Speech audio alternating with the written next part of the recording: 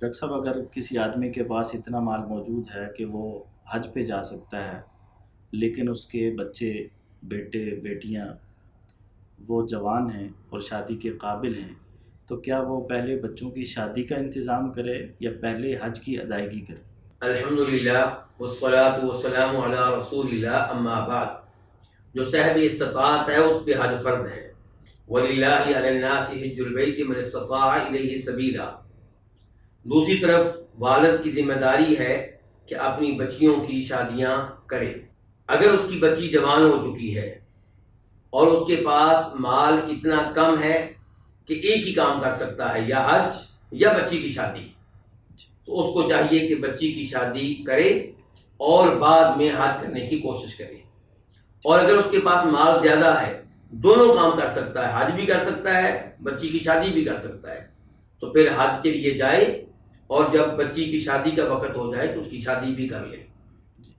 جہاں تک تعلق ہے لڑکوں کا، تو اگر وہ سمجھتا ہے کہ میرا کوئی بیٹا گناہ میں واقع ہو رہا ہے یا گناہ میں واقع ہو سکتا ہے اگر میں نے اس کی شادی وقت پہ نہ کی، تو اپنے بچے کے ساتھ تعاون کرے، اچھی بات ہے۔ ورنہ بالغ بچے کی شادی کی ذمہ داری والد کے اوپر نہیں ہے، بالغ بچے کی شادی کی ذمہ داری خود اسی کے اوپر ہے۔ لیکن اگر والدین اپنے بچوں کے ساتھ شادی کے معاملے میں تعاون کریں تو یہ بہت اچھی بات ہے۔ تو اگر والدین یہ دیکھتے ہیں کہ ان کے بچے شادی کے بغیر گناہ میں واقع ہو سکتے ہیں، تو اس وجہ سے وہ چاہتے ہیں کہ پہلے ہم بچوں کی شادی کر لیں پھر حج کے لیے جائیں گے، تو انشاءاللہ اس میں کوئی حرج نہیں ہے۔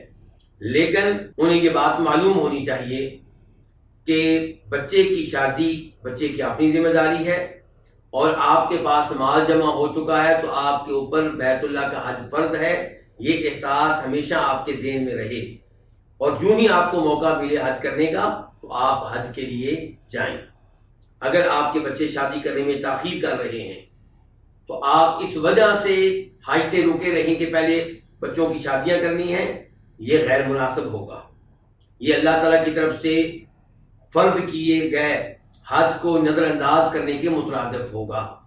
تو ایسی صورتحال میں حج کو فوقیت دینی چاہیے، حج کو ترجیح دینی چاہیے۔ واللہ تعالی اعلم۔